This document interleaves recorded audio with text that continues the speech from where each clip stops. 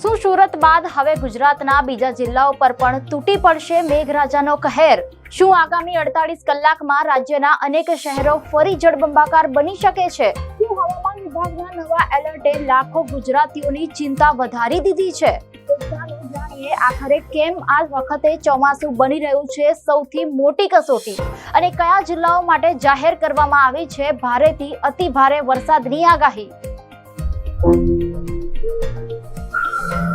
નમસ્કાર, ગુજરાતમાં આપનું સ્વાગત છે. જૂન મહિનો ગરમી, બફારો અને વરસાદની લાંબી રાહ. ગુજરાતના લોકો મેઘરાજાની આતુરતાથી રાહ જોઈ રહ્યા હતા, પરંતુ જુલાઈની શરૂઆત થતાં જ ચોમાસાએ એવી એન્ટ્રી મારી કે અનેક જિલ્લાઓમાં વરસાદે પોતાનું રૌદ્ર સ્વરૂપ બતાવવાનું શરૂ કરી દીધું.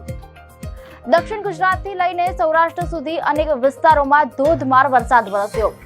ક્યાંક રસ્તાઓ નદીમાં ફેરવાઈ ગયા, તો ક્યાંક ઘરો અને દુકાનોમાં વરસાદી પાણી ઘૂસી જતા લોકોને ભારે હાલાકીનો સામનો કરવો પડ્યો. સૌથી વધુ અસર જોવા મળી સુરત શહેરમાં. કલાકો સુધી પડેલા ધોધમાર વરસાદ બાદ શહેરના અનેક રસ્તાઓ પાણીમાં ગરકાવ થઈ ગયા. વાહન ચાલકો મુશ્કેલીમાં મુકાયા, ટ્રાફિક જામના દ્રશ્યો સર્જાયા અને લોકો રોજિંદા કામકાજ માટે પણ સંઘર્ષ કરતા જોવા મળ્યા. સુરતના દ્રશ્યો સોશિયલ મીડિયા પર ઝડપથી વાયરલ થયા અને સમગ્ર રાજ્યમાં ચર્ચાનો વિષય બન્યા. સોશિયલ મીડિયા પર તરતી થયેલી આ તસવીરો માત્ર પાણીની જ નથી, પણ સામાન્ય માણસની લાચારીની પણ છે. ક્યાંક આખી કાર પાણીમાં રમકડાની જેમ તરતી જોવા મળી, તો ક્યાંક કમરસમાં પાણીમાં જીવના જોખમે પસાર થતા લોકોના દ્રશ્યો સામે આવ્યા. દર વર્ષે ચોમાસાની જે આશા સાથે રાહ જોવાય છે, એ જ આશા હવે કલાકોના વરસાદમાં ફફડાટમાં ફેરવાઈ ગઈ છે. કારણ કે આ કોઈ સામાન્ય વરસાદ નથી, આ આકાશી આફત છે જેણે માત્ર થોડા જ કલાકોમાં આખું જનજીવન ઠપ કરી દીધું છે. સુરતની આ સ્થિતિ જોઈને હવે ગુજરાતના અન્ય જિલ્લાના લોકોના હૃદય પણ ધબકારો ચૂકી ગયા છે. કારણ કે મેઘરાજાએ હજુ તો માત્ર ટ્રેલર બતાવ્યું છે, અસલી પિક્ચર બાકી હોય તેમ સૌરાષ્ટ્રથી લઈને દક્ષિણ ગુજરાત સુધી આભ ફાટવા જેવી સ્થિતિ સર્જાઈ રહી છે. જ્યાં જુઓ ત્યાં બસ પાણી જ પાણી. દરેકના મનમાં હવે એક જ સવાલ છે કે જો સુરત જેવા આધુનિક શહેરનો આ હાલ થતો હોય, તો આગામી 48 કલાકમાં જ્યારે આ મેઘ તાંડવ અન્ય શહેરો તરફ આગળ વધશે, ત્યારે શું સ્થિતિ સર્જાશે?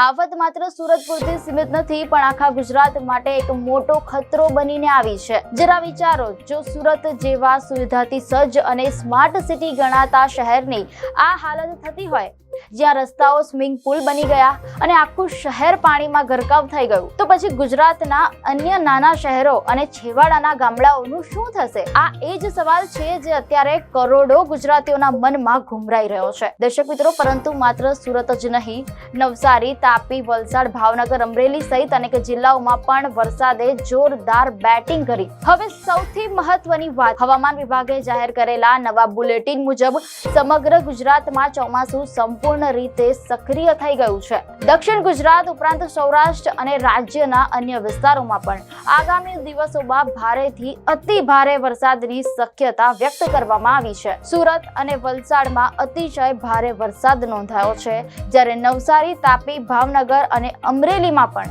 અતિ ભારે વરસાદ વરસ્યો છે. આ ઉપરાંત વડોદરા, ભરૂચ, નર્મદા, છોટાઉદેપુર, મહીસાગર, મોરબી, પાટણ સહિત અનેક જિલ્લાઓમાં ભારે વરસાદ નોંધાતા જનજીવન પર અસર જોવા મળી રહી છે. હવામાન વિભાગનું કહેવું છે કે નૈઋત્ય ચોમાસું હવે સમગ્ર ગુજરાતમાં આગળ વધી ચૂક્યું છે. આ સ્થિતિના કારણે આગામી દિવસોમાં વરસાદનું જોર યથાવત રહી શકે છે. નીચાણવાળા વિસ્તારોમાં પાણી ભરાવાની સ્થિતિ સર્જાઈ શકે છે. નદીઓ અને ડેમોમાં પાણીની આવક વધી શકે છે. ખાસ કરીને દક્ષિણ ગુજરાત અને સૌરાષ્ટ્રના વિસ્તારોમાં લોકોને સાવચેત રહેવાની સલાહ આપવામાં આવી છે. વરસાદ ખેડૂતો માટે ખુશીના સમાચાર લઈને આવ્યો છે. ખેતરોમાં વાવણીનો વેગ મળ્યો છે, જળાશયોમાં પાણીની આવક વધી રહી છે અને ગરમીથી લોકોને રાહત મળી છે. દર્શક મિત્રો, પરંતુ બીજી તરફ સતત વરસતો વરસાદ હવે મુશ્કેલી પણ ઊભી કરી રહ્યો છે. શહેરોમાં પાણી ભરાવા, ટ્રાફિક જામ, વીજ પુરવઠા પર અસર અને નીચાણવાળા વિસ્તારોમાં જનજીવન ખોરવાઈ રહ્યું છે. હવે દરેકની નજર આગામી 24 થી 48 કલાક પર છે, કારણ કે હવામાન વિભાગે ફરી ભારેથી અતિ ભારે વરસાદની શક્યતા વ્યક્ત કરી છે. એટલે કે જો તમે વરસાદ પ્રભાવિત વિસ્તારમાં રહેતા હોવ, તો બિનજરૂરી મુસાફરી ટાળો. સ્થાનિક તંત્ર અને હવામાન વિભાગની સૂચનાઓનું પાલન કરો અને સાવચેત રહો, કારણ કે મેઘરાજાનો આગામી પ્રહાર કયા જિલ્લામાં થશે, કેટલો ભારે પડશે અને ક્યાં સર્જાશે જળબંબાકાર જેવી સ્થિતિ, તે હવે સમય જ જણાવશે. આપને માહિતી સારી લાગી હોય તો વિડીયોને લાઈક અને શેર કરજો, ચેનલને સબસ્ક્રાઇબ કરજો.